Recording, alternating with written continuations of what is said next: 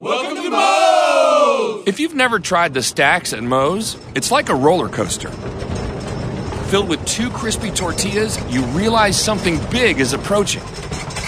And that moment hits when all-natural chicken is added along with Moe's famous queso, fresh veggies, and all-natural shredded cheese. At which point, it's all folded and grilled crispy, flipping your world upside down. So hurry into Moe's Southwest Grill today for the stacks and enjoy the ride of a lifetime.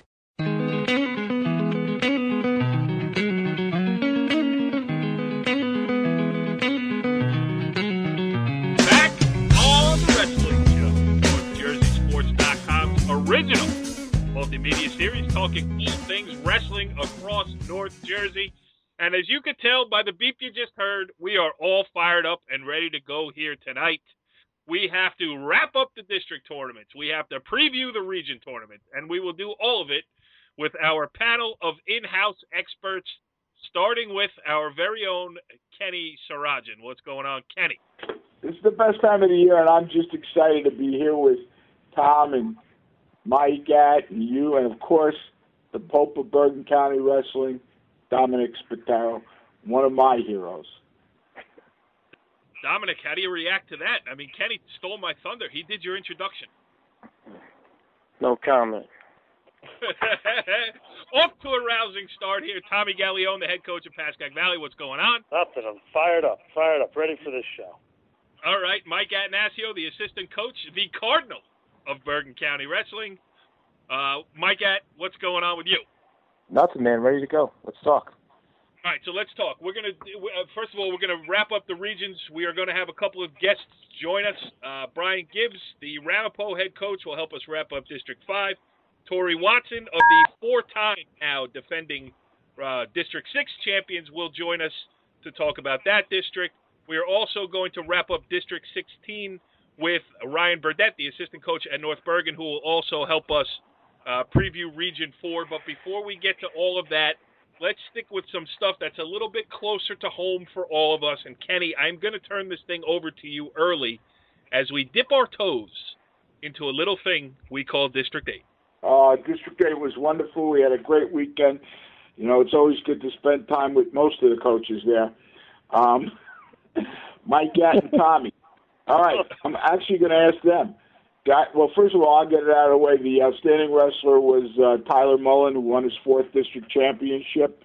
And the coach of the year was Stan Woods, who led Emerson Park Ridge to a state group title, the first one from a public school in Bergen County.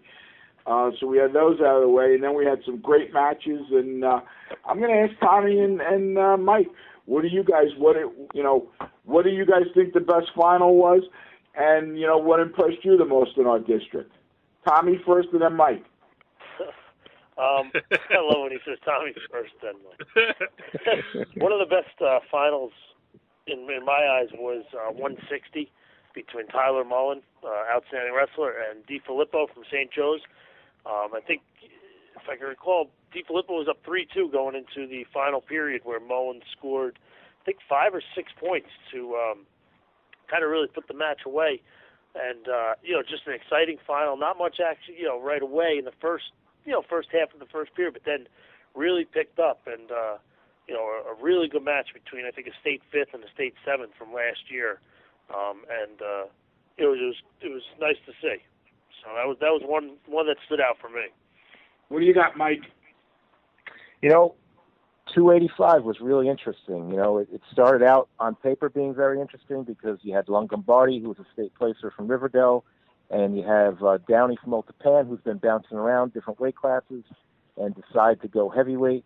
He lost to Longobardi in the county tournament, and this match was a lot different pace. I think Downey realized he can't really shoot as much on a big guy. Like he tried to shoot 3 or 4 times in the first period against him in the county. He changed his game plan up a little bit, and he controlled the pace of the match. And there's a couple of really good scrambles for heavyweights. You don't see that kind of stuff. They really went at it for a while, and Downey came up on top, and it actually earned him the top seed in the region, which is another story. But I thought that was the most the Mullen match was obviously the big one, but second place definitely had to go to Downey Longobardi at heavyweight. Downey pulling a page out of the old Keith Rodman handbook there. Yeah. Well, hey, how about that? A little wrestling history you. from the host here. Corey, Yeah. And let's end the show right now. Just end it right now. Well, I should go out on a high note. But I'll tell you, I was at a basketball game earlier this evening. Yeah, God. All right, Bill, real quick, two things I want to hit on. Sammy Schneider obviously kept his unbeaten streak going, winning his 4th district title, and also became the all-time victory leader for Emerson Park Ridge, surpassing his brother. And also a little shout-out to a new guy on the scene, Luke Mazzio, son of Assistant Coach of the Year, Joe Mazzio, who was in 2nd place in the state his senior year. Luke Mazzio, a freshman for Emerson Park Ridge, won his 1st district title, obviously. But we did get to talk to some guys, and one of the themes we hit on was guys who don't get no respect. And we talked to 3 guys. One was Paco Robles, who had a great final last year against Tropea and comes back, and he's the 2nd seed, and he ends up taking, off the top of my head, I'm going to screw this up, the 26-pound weight class, wrestling up a little and did a heck of a job. We had Declan Ward, who was a 4th seed, and in the 145 weight class in the semis had an amazing match against, Mike of Emerson Park Ridge, in which this kid showed everything he had. And then Mike's kid, Berkner, Kyle Berkner, right, Mike, who was a returning champ, gets seeded 2nd, and he comes back to take his 2nd district title in a row. So we got to talk to them about not getting respect and their attitudes, coming in as 2nd and 4th seeds and winning titles. So, Corey, if you want to go to them, go ahead. Well, first I'm going to start with this, Kenny, because it wasn't we who talked to them. It was you who talked to them, and that means only one thing. Spanning North Jersey, kicking over every rock, rolling up every mat, and using his press pass to bypass every entry fee to bring you the most up-to-date information of any internet show solely devoted to local high school wrestling. This is On Location with Ken Siraji. All right, Kenny, that all being said, let's start with your interview with Emerson Park Ridge's Paco Robles, the 126-pound champion. Okay, I'm sitting here with Paco Robles of Emerson Park Ridge, district champ for District 8 at 126. He just won a match. He's number 2 seed. Paco, you get no respect, dude. How come you're the only number 2 seed? You're coming back from a great match last year against Tropea, and they seed you 2nd.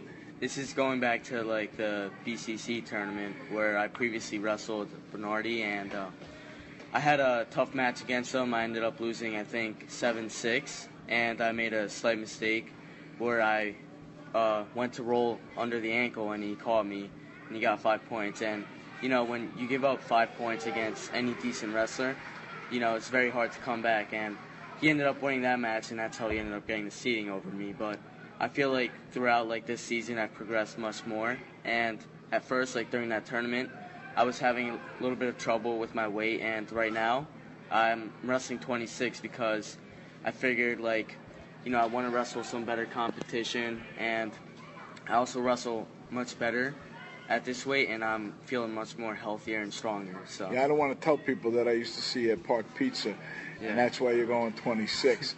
All right, exciting match. You take out Bernardi, and you don't waste time.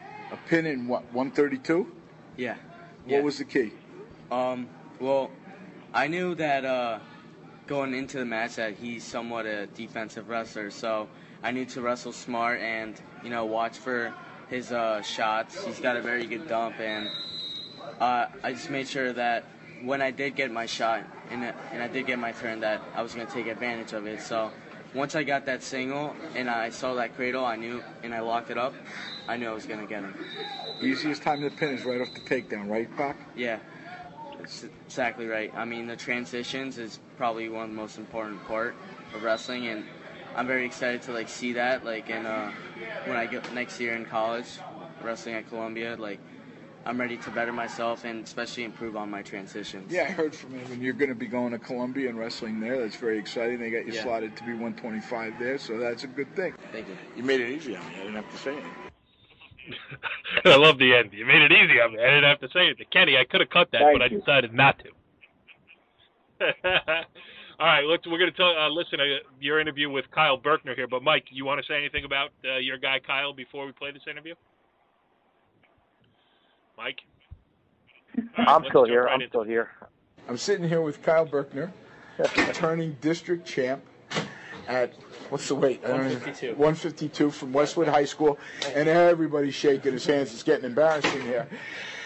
But here we have Kyle Berkner, returning district champ, only the second seed to a freshman. This is our theme, I get no respect. Yeah. Kyle, how'd you feel coming in here as the second seed? It didn't bother me. I've been the second seed almost every year I've been in the tournament. It's just you got to come out and wrestle. It doesn't matter who's in front of you. It doesn't matter the number. You just got to wrestle what you wrestle. You wrestled Zach Lewis, nice kid. We're not saying anything bad about him, freshman. He's done a hell of a job. What was the game plan? I knew that he was a freshman, so he was a little raw. He has the talent. He doesn't have he's not mat savvy. He doesn't have 4 years of high school wrestling. So I just knew that I had to go in there and set the pace and let him know what a senior wrestling a freshman is like. That's very good. Yeah. It was a little tight at the beginning, right? Yeah. 3-2, 3-1. You made the decision to cut him, to let him tie it. What was that about? Well, the whole season, my confidence on neutrals, I've been taking everyone down on neutral. It's not really a problem for me. It's just second nature at this point. And I just had the confidence in myself, and I knew he was wearing out a little bit, and I just had to take it to him. All right, so you let him go, and all of a sudden a 3-3 match becomes 8-4 and a victory for Kyle Berkner, correct? Yes, sir. What's up next week? Regions and hopefully my 100th win. Ooh, where are you at now? 99. Oh, boy, okay. Yeah. So Friday night we're going to come watch, Hopefully, and we'll get that 1-0-0, baby. Yeah, hopefully. Kyle, you did a great job last year. It was an exciting match last year, exciting match this year. Congratulations. Yeah, thank you, sir. Mike, what did you get stuck on mute again? I was so excited about Kyle that I was speechless. We're really proud of him. Obviously, two-time district champ, and coming from number 2 seed. He said something really important there. He did have a little bit of a sort of had an extra level of confidence because of his experience as a senior, and I think it showed. He did not panic when he gave up the first takedown. He got frustrated because the kid's got great counters and he's really tough on his feet.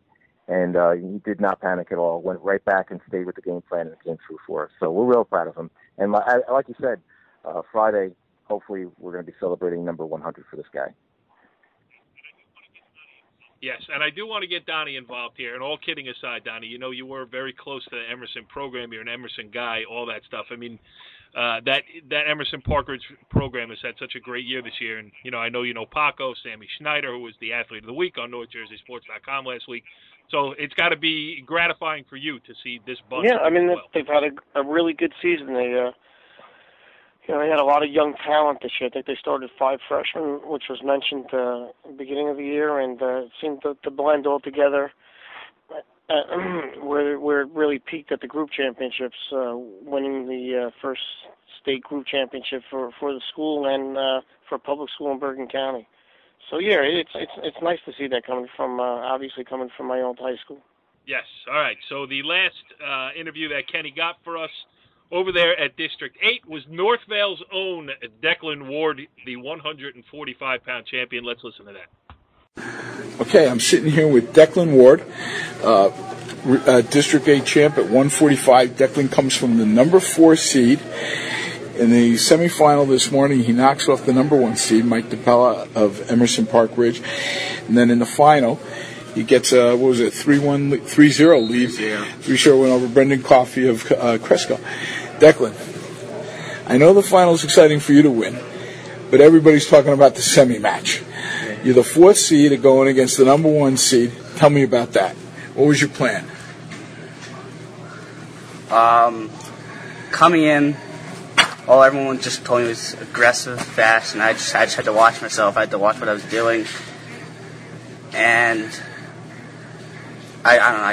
I just told myself that I had to match it, that I wanted to come out equally, and I wanted to match I wanted to work my hardest and reach my potential in that match. Well, you did. I mean, you were the aggressor. You were going for the takedowns. You were just, at one point it was, about 12 or 13 to 1 when you pinned him? I wasn't looking at the score. I was just focusing on the match. You know what? But, That's about the best thing a wrestler can say. I wasn't worrying about the score. I was focusing on the match. It was like a takedown clinic. What was your favorite takedown? Probably a fireman's. Yeah, fireman's. Fireman's is a great one. It usually leads to 5 points, right? Not just 2. Yeah. Okay. Did you feel during the match that he was getting weaker as you were getting stronger? Well, let me start off by saying sometimes during matches I just like to get a feel, like in situations like this where I just hear from people and I kind of want to get a feel for myself. Mm-hmm. And when I say I don't mean like I'm putting myself out there to get taken down. I just want a grip of what he's like and his footwork and everything. And when I was doing that, I forget how. I haven't watched the whole match back yet, but I know he caught me. And there was like something like 35 seconds where he almost took me down. And I go to Red Notch's interview. Yeah. Fans coming up to Declan. But when I just knew, I said, this takedown determines whether I win or lose the match. That's what my coach told me. That's what I just thought to myself because I've been in situations like that before, and I can't tell you I've worked any harder to not get taken down. And when he didn't, I guess I don't know. Since I was supporting, he thought he had me, but like I don't know, I just felt like I broke him at that point, and I felt like from that point on I was the aggressor, and I was the one taking the shots, and I was the one with the momentum, and he was the one wrestling not to win, but like not to lose. That's great. Boy, you've analyzed it. That's why you go to Northern Valley Alta Penn. You're a smart kid. You're on the football team, too? No, just wrestling. Oh, just wrestling. I see you. I thought it was a football shirt. All right. Well, anyway, congratulations, Declan. On to the regions, boy. Now they got to watch out for you, right? Thank you. You're welcome, pal. Good job. Well, good stuff there with the 3 guys you interviewed, Kenny. Good job on District 8 there. It sounded like it was an eventful 2 days at the District 8 tournament. It extended well into the night Friday night, but let's go on. I'll tell you guys, unbelievable coverage at District 8. I mean, now I know why it's one of the only districts left in the state that goes for 2 days. I mean, you had to do interviews for almost 2 days. I mean, come on. It went on well into the night, Kenny. Did it sound something like this? Did I go to the Bergen Catholic match? No, just the after party. All right. Speaking of the Bergen Catholic match, let's move over to District 7. Donnie, I mean, you did such a complete breakdown of it last week for us in previewing it. I feel like I know everything that happened, but we should talk about how it turned out anyway. 12 champions from Bergen Catholic. You got to be happy with that. Or are you? Very happy. I mean, we're taking 13 over. We had 13 finalists, 12 champs, taking 13 over to the regions. I mean, pretty happy about that. I would imagine that would be a pretty good haul for the Crusaders. Yep. Go ahead, Kenny. Donnie, obviously Dave Bell, Coach of the Year, but, something we talked about earlier in the year, it's nice that finally in that district they gave recognition to the outstanding wrestler who's one of the most outstanding wrestlers in this history of New Jersey wrestling. Why don't you talk about that a little, please? It was Nicky Suriano. He had to wrestle Berger from New Milford in the finals. It was a rematch of the BCCA finals, and I'll tell you, just watching Suriano, the final was 17-4, and he looked incredible. He's really starting to peak now toward the end of the year, and it's probably the best I've ever seen him in this 4 years of being able to, having the privilege to being able to sit in his corner and coach him. And Donnie, so he's the outstanding wrestler. And for anybody who's young and wants to be an outstanding wrestler, people don't realize that we actually do like each other, all the 4 of us, or 5 of us. We really don't like Corey, but off the air we text each other a lot. Tell us what Nick was doing after the championships.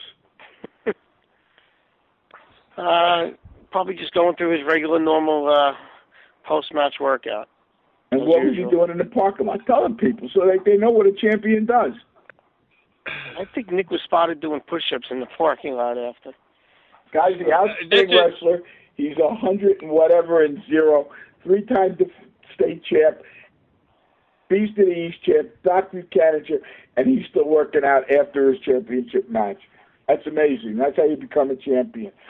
I'll tell you what, the special thing about Nick is no matter who he is wrestling, whether it's the first round of a tournament and whether a kid is 0-22 or 22-0, he treats every single match exactly the same. I mean, you have kids usually like, I have a kid, maybe he's really not that great, and, I won't warm up properly, and I can just bowl this kid over and put him on his back and pin him.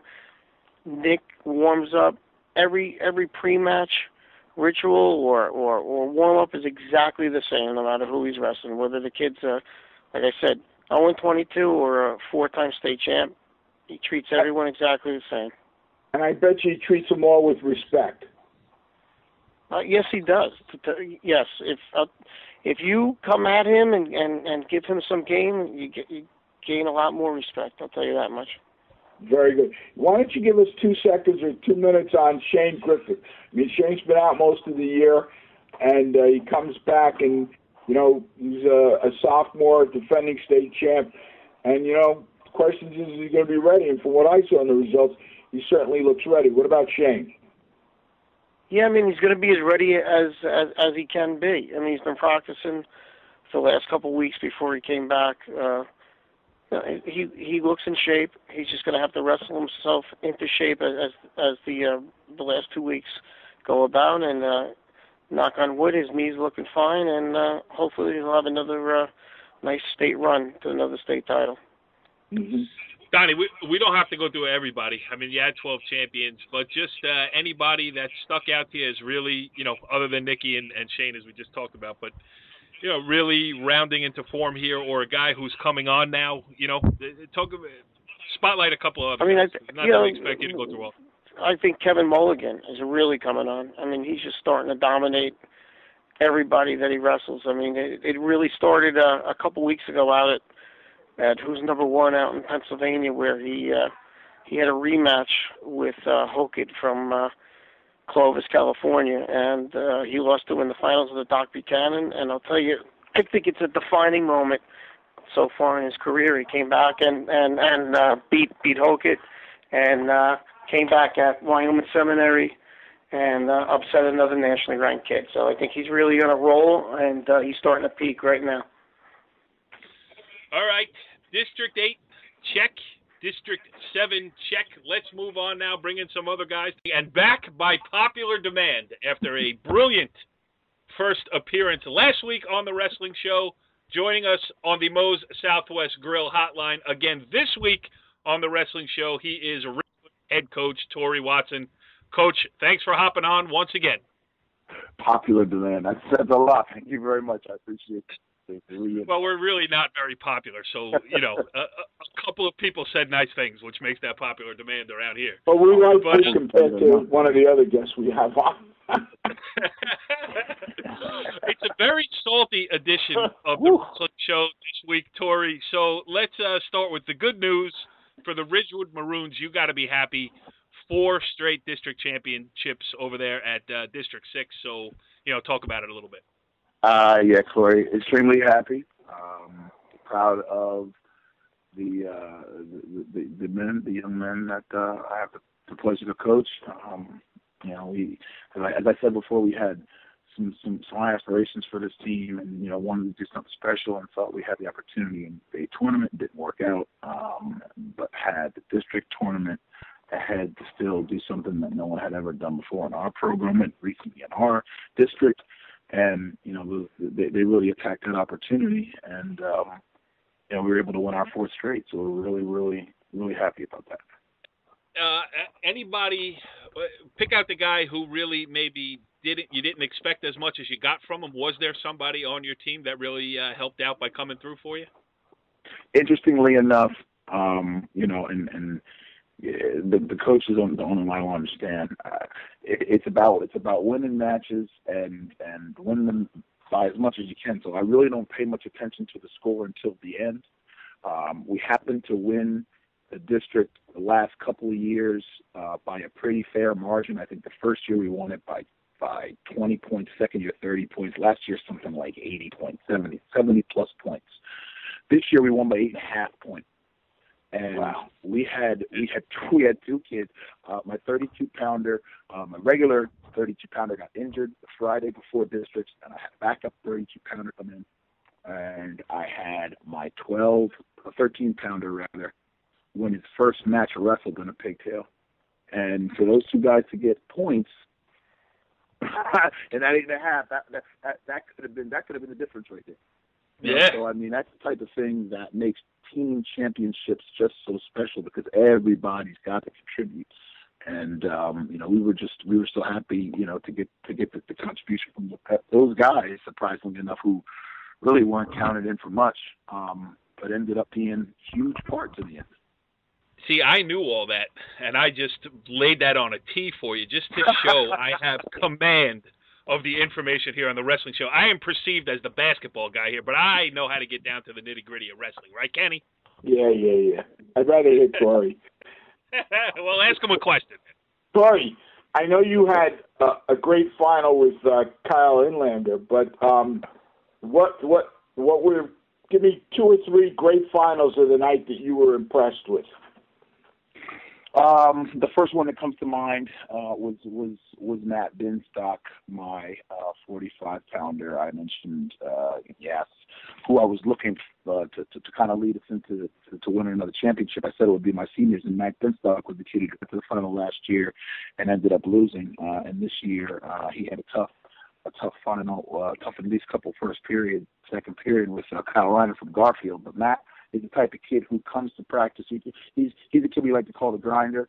Comes to practice every day and just kind of puts his head down and practices real hard and grinds his matches out. That's exactly what he was able to do in the final to win his first district final. So I was really happy for him and kind of impressed the way he did it, given the fact that he gave up, the first takedowns and kind of came back to win that. So I was happy with him, and I was also happy with my 52-pounder Julian Bengash. He was a kid who was top seed in the district last year. Kind of was the victim of looking at his seed and getting a little excited about that, which is the worst thing you could possibly do about it in the postseason. And ended up losing in the semis and taking third last year. And his focus was to obviously not let that happen again, and approach this with every single match, and was able to win a district title this year himself also. So those are 2 guys that I was really happy for, and kind of impressed with their approach and their production throughout the district.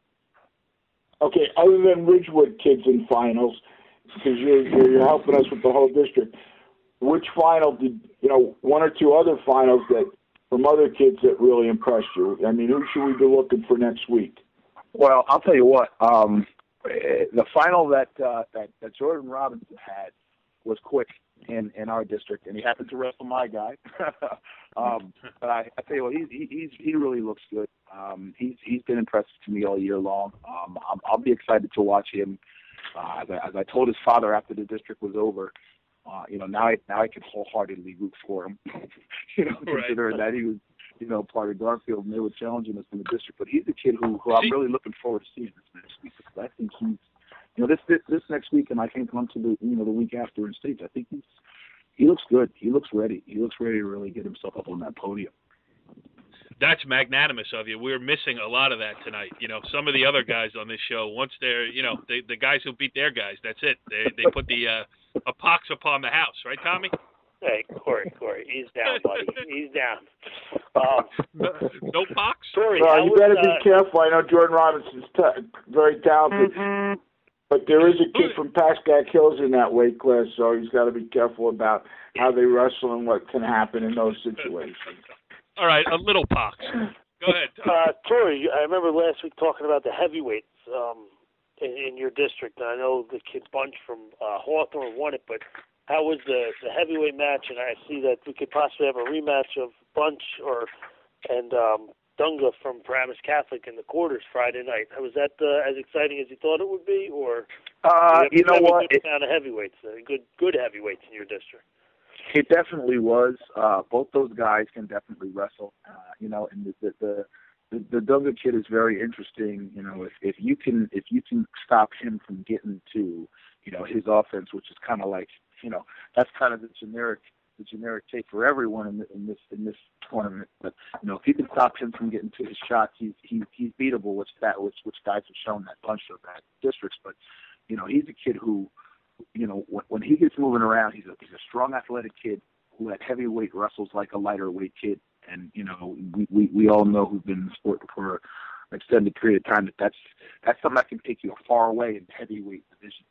And Bunch is a kid who's not the same because he's a lot bigger, but he's similar in that he can move well, being 6'5" or 6, or a little over, maybe even a little over 6'5", and close to 280. But both of those guys they'll be interesting to watch. They'll be interesting to watch this weekend too. Sounds a little like me, 6'5", 280. Yeah. Mike, you got something? That's me, 5'6", 280. Oh, sorry. Torre, are you still there or did we lose you? I'm still here. All right, good. Mike, you got something? Yeah. Who was the outstanding wrestler, Torre? Kyle Inlander happened to be the outstanding wrestler in our district this past week. Excellent. How about Coach of the Year? Coach of the Year was Shane DeLuca. Fair loss. I demand a recount. I want Torre. Kenny, anything else? Anybody, not necessarily a champion, maybe a second placer that we should be looking for this weekend that you think can sneak in and do some damage? Well, fairly representing District 6, I would say Sammy Santos is a guy that you should definitely take a look at. He has 3 losses this season. They've all happened to be Kyle Inlander. That match ended up being the match of our district, in my opinion. I know when I was on here last weekend, I talked about Caban and Spotto, and I was completely wrong in that Caban just dominated him in the finals. The match of the finals was definitely Kyle and Sammy Santos, and ended up being an 8-7 match. And he's tough. He's a tough kid. He's athletic. He doesn't seem to be intimidated by anyone or anything out in the match at any point. He really comes at you. And those are the types of things that can kind of carry you, through the region tournament if you can wrestle, and he surely can. So it'll be interesting to watch him this weekend. Well, that'll be interesting because you got McKenzie in his bracket, you got Kyle Inlander down below, and then you got Cardi from Bosco. Well, you got the kid from Bosco, Cardi, and then you also got Lewis. So it'd be interesting to see if Santos, ends up in the consolations and is fighting for an opportunity to go to Atlantic City. So I like when you give us somebody like that. Yeah, absolutely. I mean, a lot of those brackets are filled with guys like that looking through them. It's going to be a real, not that it's not always, but it's going to be a real good weekend. Yeah, should be fun. Well, it was another great appearance for you again this week on the Wrestling Show. Torre Watson, the Ridgewood head coach, congratulations on getting your guys through into the regions. And listen, we'll talk to you soon. Thank you, gentlemen. Appreciate it. Have a good night. All right. Well, continuing our review/preview here on the Wrestling Show, it is our pleasure to once again bring it's not. I think we have to change it from guest this week to semi-regular here on the Wrestling Show. Well, Kenny, listen, this is his 3rd appearance of the season here in episode 9. That's 33% of the Wrestling Show this year, which makes me correct in calling our guest joining us now on the Moe's Southwest Grill Hotline, a semi-regular Ramapo head coach Brian Gibbs, just out of the sushi place. What's up, Bri? Full. I'm very full. How are we doing? Good. What'd you have? A little sashimi? Sashimi, an miso roll, a tiger roll. Went hard. Got a bunch of. We're sponsored by Moe's Southwest Grill, if I might add. So let's cut the crap on the sushi crap. All right, and we know that sushi doesn't really fill you up, right? So if you do get hungry on your way home or out and about, if you stop in the Garden State Plaza Chick-fil-A and say NorthJerseySports.com, they'll give you a free chicken sandwich with any purchase. So just you're just telling Kenny that now? Kenny just all right, bro. There he goes. Yeah, you got more time to talk, Brian. Kenny's in his car on the way to the Garden State Plaza. All right, so Brian Gibbs here to wrap up what happened over there in District 5 this past weekend. First of all, I'll start with the first question. Brian, any real surprises? Nothing too out of the ordinary. The team race was, Basso kind of ran away with it. Paramus came in second. Ramapo, we actually finished third, so that was good stuff for us. Some really good finals though. It was a good day. A lot of good wrestling. All right, give us some of those finals that were good. Yeah, the 220. I think we started at 170, so the 220 was the first really good one. Matt Real from Ramsey versus Daniele from Paramus. To be honest, I figured Barilli would win that match kind of going away, but Daniele's winning late in the third period. He's riding out Barilli. Barilli escapes, ties it up. They go into overtime, and Daniele went to take him down, and you probably could have given the kid two, but the ref let it play out for another couple split seconds, and Barilli rolled through and pinned him, and kind of got things going. It was a wild match. It was a great match. They'll wrestle again in the semis, I think. They both win, so that was the first good one. You had Cochran and Beerdumfel was another good one. It was, I think, a 1-0 match, or it was a really close match. Kyle Cochran was setting the pace in the third period, close to a bunch of takedowns, got a stall call on Beerdumfel. So, a 3-time state place winner and a state champ almost lost in the district final. Cochran was in on a few shots. And then the other really good one was another Paramus Bosco, Mandarino and Sabahi. Mandarino beat Sabahi last time, and I think they wrestled at the Beast, and Sabahi beat him this time. Another close one, but took him down in the third period, was the guy that was really aggressive. The Paramus guys, all those tough matches they had, those kids were really aggressive. They did a good job. So those were the finals that stood out. Alphonse Di Maria at 120 from Highlands also kept it really close with Evan De Luise at 126. Almost took him down late, down one. So there were some really good ones. All right, Tommy, you're all fired up tonight. You want to talk a little bit about District 5? Nah, not really. Brian, these guys are so territorial. I mean, before we came on the air here, we did a 50-minute discourse on what happened at the only district that matters to these guys on the wrestling show, District 8. I can tell you everything. No, I got a question for, what's his name, Brian? Yeah, Hey, Brian. Go ahead, Ken. Real quickly, hey, who Brian, was the outstanding wrestler Brian. and why? The most outstanding wrestler was Shane Kaczynski from Northern Highlands. He not majored, it might have been, I think, actually 7-0 over Ryder, who was a 2-time district champ from Bosco. Shane looked very impressive.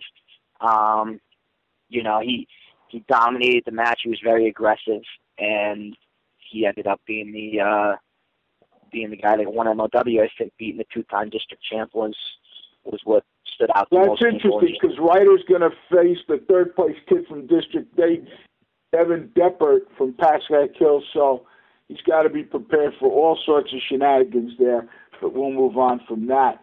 See, Tommy, I got it in. Who's the coach of the year, Brian?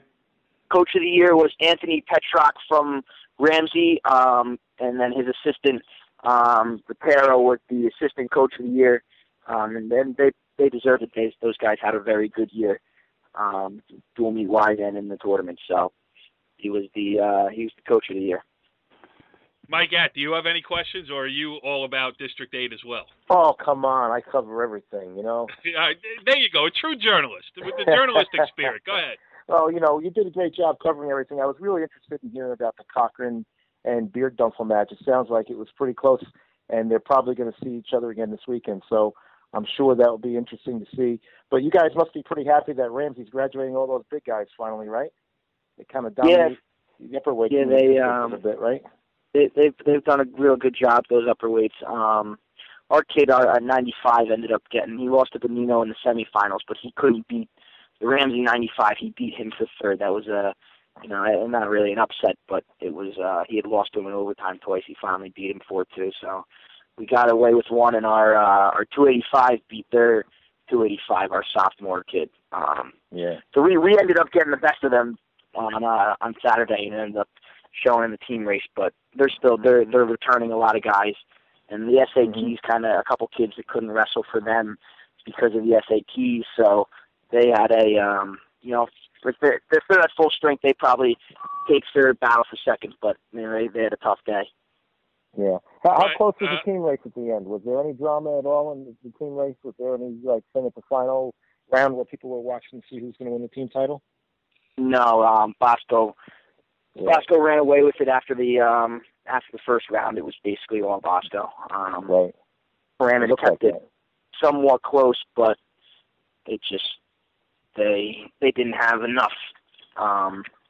And Bosco's kids that aren't necessarily house names. They're all still obviously very tough. They don't wrestle anyone from around here. So when we get into the district, they're able to be successful, and you don't going into it, we don't really account for them as much. So those guys that are not their studs, but they did a great job. So interestingly enough, you're becoming the dean of that district next to Petrock. I mean, you had two teams in that district which had new coaches in the middle of the year, Don Bosco and Paramus. Yeah, and their kids all seemed like they responded very well, though they obviously had good guys. The Paramus guys and the Bosco guys, the coaches kept their kids focused, and they were all on task. I was very impressed with the way the Paramus kids wrestled in all their finals, especially the 220. He got a lot better in both Cochran and Sabahi. What they did against Mandarino and Beardo, for one winning and one losing, they just looked good. So, all right, Brian, give us fun weekend. How about your guys? I mean, obviously we know about Wilfredo Gill, but how many did you get through, and who's going? We got 5 through. Gill won it. Sean O'Connor lost at 138. He lost to a Paramus kid, Chambrone. He's pretty banged up, but he's fighting through injuries to continue wrestling. And then our 106, Mike Simone, lost to Kyle Kaiser in the final, and 152 and 195, Luke Brantley and John Guerrero, they both got out. So we got 5 guys out, the most since 2008 for us. It was a good weekend. Yeah, it is a good weekend. Good stuff, Brian. And next week, Kenny, what are we going to call him next week when he helps wrap up Region 2? I mean, he's going to be, I don't know, maybe we'll put him we'll have to find him a chair somewhere in the closet here at the world headquarters of NorthJerseySports.com. Kenny's going that free food you talked about before. He's got what's that?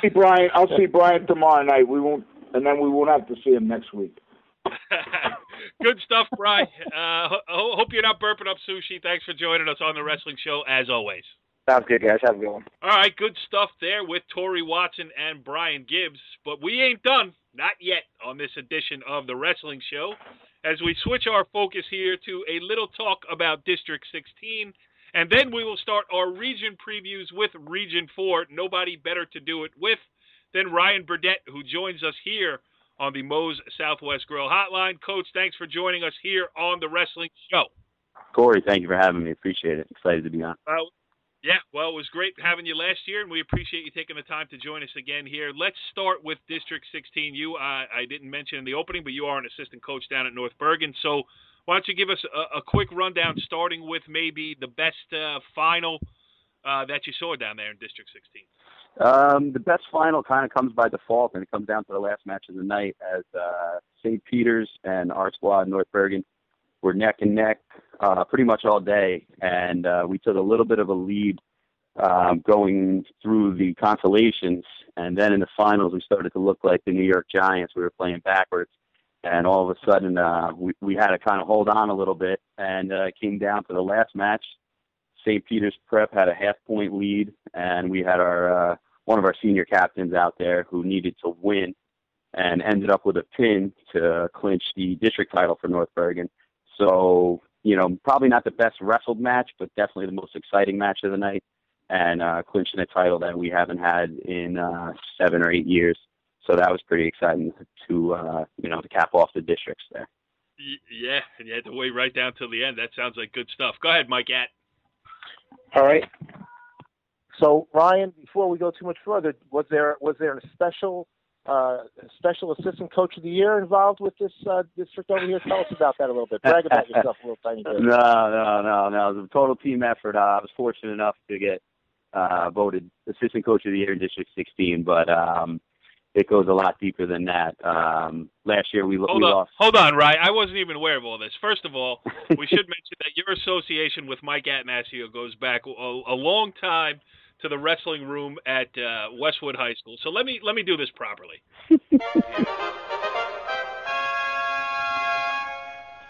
I neglected to inform the listening public that the guest that you are listening to right now was actually the assistant coach of the year in District 16, Ryan Burdette. Coach, I do. No, it's all good. I appreciate that. That's awesome. Yeah, no, it's a total team effort. We lost a bunch of starters last year, and we only returned 5 actual guys from the lineup, and then a couple of JV guys that were bumped in and out. So, it's a tribute to Coach Maeda and just staying on top of these guys. You know how it is when you're a teenager and they tend to stray, and especially in coaching in Hudson County. I mean, you give them an inch, they take a block and a half. So we had to stay on top of them, and our JV guys improved throughout the year, and smoke and mirrors. And by the end of the year, we were a good state sectional team. We didn't quite get where we wanted to, but we were close. And then come district time, I think we caught St. Peter's in a good year, or I should say a down year for them. And we were able to come away with the district title, and we wrestled well enough to the end of the tournament. And Kenny, he is a contemporary of yours now. Ryan Burdette joining the illustrious list of district assistant coaches of the year. I mean, you are a former one yourself. Yes, I am, and Ryan is a great kid, and he wrestled great for Mike. And when I was still coaching, we used to love to go over to North Bergen and scrimmage him. So Ryan's a great guy, so it's well deserved. Thank you, I appreciate that. Well, now carry on. Ryan, so you get your districts. Who was the outstanding wrestler in the district and coach of the year in the district? Head coach of the year was Mike Mabel from Union City. They had a decent team year, and then they really exploded in the districts. They had a bunch of finalists, and the OW was Nick Esposito from Cliffside, who has had a great year and battling a couple injuries at the end, but looks ready to make a run come AC. Hey Ryan, as we look forward to, and I'm going to be honest with the folks, I get stupid at this point. You guys are going to Region 4, which is going to be at West Orange. Little controversy over in one of the districts there, where Pacific Valley was finally credited with the team title, but they have to share it with, I guess, Caldwell.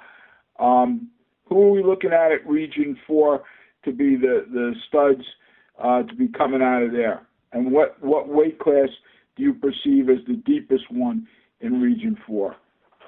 Great question. There's really 3 weights right in the middle that are going to be the attention of Region 4, and you have to jump right to a 145, where you have, from Bergen County, you have Mike O'Malley, the younger O'Malley. He's a state 5th. You have Mo Farhan, a state 4th, and you have Nick Esposito, who we just spoke about, who's a state qualifier last year and ranked number 6 in New Jersey right now. So you have 3 guys in the same region, all ranked in the state. O'Malley owns a win over Farhan last week, 3-1, and Farhan owns a win over Esposito, 3-2. So if you go strictly, yes. Who ended up? Give me the seeds again. You have O'Malley, who's the seeds. O'Malley 1, Farhan 2, Esposito 3. Okay. And so Esposito have to meet each other theoretically in the semis. Yeah, you can see Farhan and Esposito in the semis, and then one of those guys in the finals against O'Malley. I think O'Malley's the class of the weight. I know he had a close match with Farhan, but he's got wins over Farhan, wins over Abdel Hamid up at 52, a win over Sabahi at 52, and I was going through his wins. He's still undefeated. He has 28 pins or techs on the year, which is pretty incredible. So not only does he, wrestle the weight, but he knows how to wrestle like a lightweight. So I think he's a total package. I think O'Malley, you're looking at a state finalist. I don't want to say more than that, put too much pressure on the kid, but in my eyes, I've seen him wrestle. I've seen him beat up one of our guys who's a 2-time region medalist at 160. And he's definitely got the talent to do it. And Mo Farhan and Esposito are not far behind. I think all 3 guys will place in the top 5 or 6 come AC. Wow. I missed it. Where's O'Malley from? Hasbrook Heights. Hasbrook Heights. Yeah. Tommy, you got something? I mean, Kenny touched on, you said the deepest weight class. What do That's He had really some it. other weight classes he wanted to talk about. Yeah, too. what were a few others? You said a few others in the middle there. You mentioned There's two 45. others in the middle that are pretty deep. You got 52. You got Bonsall, who is a 3-time state qualifier. You got Darwin Pena, who's been down there before, and then you got Dean Caravello, the 3 seed, who's already got 2 state medals. But Bonsall's beat Pena twice. Pena's beat Caravello. And then not too far behind, you got Garrett Beam, the 4 seed, who's lost to Bonsall 3-2. So really of those 4, 3 are going to move, on paper, 3 are going, and you got 1 that's staying home, and there's no reason to think that Garrett Beam can't be in the mix from Queen of Peace. Pretty incredible weight back-to-back there, 2 weights. You got 45 and 52. And then probably the deepest weight in Region 4, maybe not top-heavy, but you have 138 where you have Nick Santos, who should challenge for, I think, a 2nd or 3rd in the state. I don't know if he's got enough to beat the pride of Westwood Rec, Shane Griffith, but he's right up there. And then you got the Lara from Hasbrook Heights, Nick LeGroux from PCT, and so on. So at 38, you have 7 guys battling for the 2nd spot behind Santos, and they're all pretty legit. And then after that, he just has some exciting weights. At 13 could be a great final between Ortega of North Bergen and Lopez of West Orange. And at 106, you got the state-ranked Mike Kelly, and awaiting probably the winner of Kerwin and Salem from North Bergen. Mike, you trained this guy well. He is chock full of information. We drill him young. Listen, I'm so excited. You're doing such a good job for you in the region that I might go to your region to go check it out. And especially, there's one thing that's super appealing about your region. How many mats do you guys put down in your region, Ryan? Tell everybody. It's a great setup over at West Orange. I got to give it up. Coach Zucchello does a great job over there. We have 3 mats, Wednesday night, Friday, and into Saturday. Yeah, well, I got to tell you, when you look back, our world at Bergen Community College, we're sort of accepting that that's what we have right now because there's a little bit of a lull where we didn't really have a site, and we were sort of happy to have them. But when you really think about what other regions have right now, it's 3 mats change the entire scope of the way the tournament runs. It's better. It's much better from a fan perspective. You guys get in and out of there much faster, and hopefully someday we'll get there in our region too. But I know everyone who goes to Region 4 has a great time down there. Very good event, a very good preview by Ryan Burdette. So great job, Ryan. Thank you. Yeah, right. I think the fans get the most out of it because when you have 3 mats going on, there's always something good going on, and there's a chance that there's 2 things good going on. Whereas when you have 2, all you need is 1 injury or 1 bad match, and now you're falling behind. Hey Ryan, when they do the finals, do they go down to 1 mat or do they do 3 or 2? Yeah, the finals are 1 mat. The 3rd, 4th is 2, which is probably the most exciting round there. I guess anywhere really in the region if you're going to AC 3rd, 4th. But everything else is 3 mats. Okay, great. The most important question that Kenny forgot to ask is, how's the concession stand over there? It sounds like he's very excited.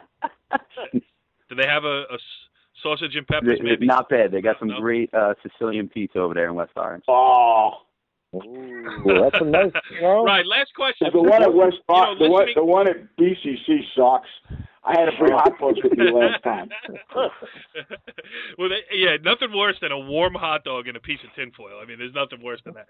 Right, last question. Just because, having you on here for the last 2 years, just listening to how prepared you are, how informed you are, I mean, is a head coaching job in your future? I mean, I'm sure Jerry Maeda doesn't want to lose you down there at North Bergen, but is that something you're looking for? To be completely honest, I love the spot I'm in. I enjoy being able to do everything I do and being so organized. I got to be honest. I don't know if I'd be this organized if I had to do the paperwork and deal with some of the headaches the head coaches do that they take care of. So I think, Maeda being the bad cop, the serious guy, and making sure that everybody's organized, it allows me to do the behind-the-scenes effort. So I kind of enjoy being an assistant coach, and that being said, I got 3 little ones at home that are 5, 3, and 1. So I'm kind of a referee at home. So I don't know if head coach is the next step for me or not. I guess it would be in the depends on what's presented. But I'm very happy where I am, and I'm enjoying the kids that work hard for us right now I'm enjoying that we have about 9 or 10 starters coming back next year. So that would be a no. Ryan Burdette, the current and sounds like future assistant coach at North Bergen High School. Great stuff tonight. Thanks for joining us, and really got a lot out of what you had to say. I appreciate it. Thanks for having me on. I really had fun. All right, interesting stuff there with North Bergen assistant coach Ryan Burdette. He did a great job wrapping up District 16 and also laying the groundwork for our region previews. He did it in Region 4, and now we are going to turn our attention to Region 2, where our panel here calls home. So, Kenny, how do you want to start this thing? Well, actually, I have a couple questions for the guys, and we'll go Donnie first, and then Mike, and then Tommy, and I'll rotate the questions. What do you, Donnie, Mike, and Tommy? What do you see as the toughest weight classes? Where are the regions? Yeah. Hey, and wait a minute. Can you go over the order one more time? Donnie, Mike, and Tom. Donnie, you're first. I'll tell you, 132 is a nice stocked weight class. You got Sammy Schneider, Gill, and Folker. Sammy sitting on top as the number 1 seed, waiting to either wrestle Folker or Gill. Trying to think. I mean, there's a couple ways. I mean, 60 is just loaded. I mean, there's 4 returning state place winners and a state champ, and someone's not going to the regions this year. I'm sorry, to the states. So someone's staying home. So, I mean, I think 60 is probably the most loaded weight class. Mike? Tommy, I think you... Oh, Mike, I'm sorry. Kenny, I got your order wrong. Go ahead. Yeah, I mean, I'll go with the next one, I would think, and I'll let Tommy take it from there. I think Donnie hit it right. That 60 is the best weight class in the tournament. 32 is definitely... impressive group of characters there. 52, I think it's going to be great. I also think that it's sort of open. You're not really sure what's going to happen. We got Sabahi as a top seed, Mandarino as a second seed, and Brady Ford as a third seed. And then the other bracket, Berkner and Bangladesh from Ridgewood will probably go at it. And, one of those guys is hoping to get to the mix on the trip to Atlantic City.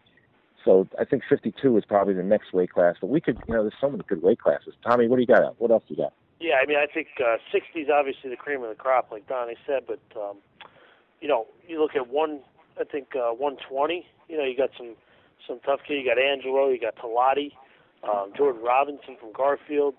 You throw in, Kenny mentioned Luke Mazzio. You throw him in there as well. And, I think that's a deep weight class. Somebody's, not making it to Atlantic City out of there. Also, even 26, obviously you have Suriano, but then it's who's fighting for those next 2 spots. And you got, 3 tough kids, D. Louise from Bosco, Paco, and Berger, all fighting for, the final 2 spots. So, I mean, there are so many tough weight classes in this region. We're only touching on a few, but, I could go through a few more. We could probably, if we looked hard enough, we could probably find a lot more. Mike, you mentioned, going through the emails to get ready for the show. I mean, you seem very excited about it. You think this is, historically a great crop of talent here in Region 2 this year.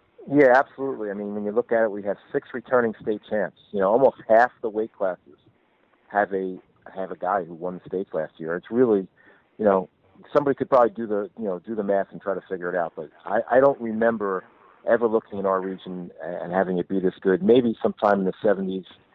There was a time, 87, I know, was another year that we had a whole bunch of guys in the state finals. But this is a great group, and I think it's going to be really entertaining to see. Not only they're really good guys, but a lot of the guys that are state champs, I think, are going to get pushed here. In the past, usually a state champ in the region, you kind of like, they're getting warmed up for Atlantic City. But some of our guys, I think, are going to get really tested in this tournament. So it's going to be a really exciting weekend for everybody. One of the things I noticed, and Tommy hit on one. Hold on, Kenny. I'm doing the math. Go ahead. One of the things I noticed, Tommy brought up 120, and I just happened to look at the sheet. Look at what a young weight class that is. The top 4 seeds, Angelo is a sophomore, Pilati is a senior, Robinson's a junior, and Mazzio's a 9th grader. I mean, that's an amazing weight class when you look at it. the one thing about 160, the guy that we expect might be in the final against Beardumful,